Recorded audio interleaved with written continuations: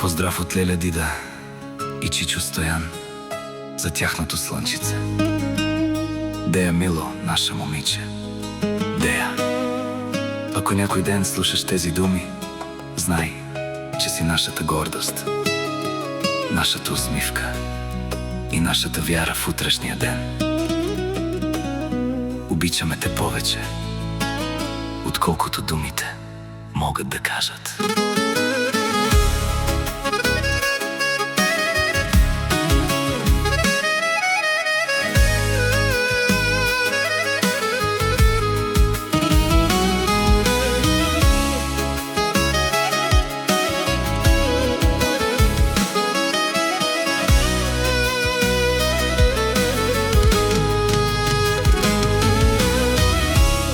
Помним първият ти смях, онзи миг, дето спря времето. Сълзите ни паднаха тихо, а сърцата ни се родиха с теб, момиче наша Дея.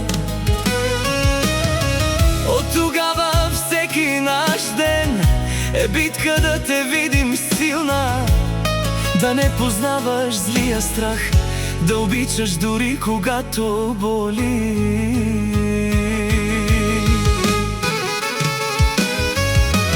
Дея, момиче, животът ще те пробва, знай, ще падаш, но става и върви. Ще има дни, в които ще боли, но вярата е твоя щит, не я губи. Дея, не търси злато в хората, а сърца, които светят в мрак. Бъди човек, дори да си сама. Бъди светлина, дори в мрак. Ще дойде време, ще пораснеш, ще мислиш, че не те разбираме, но някой ден, когато станеш майка, ще чуеш гласа ни в сълзите си. Не бъди студена като света, не ставай камък без душа. Сърцето боли, но то е живо и само живите обичат така. Животът ще те учи, знай, ще паднеш, но става и върви.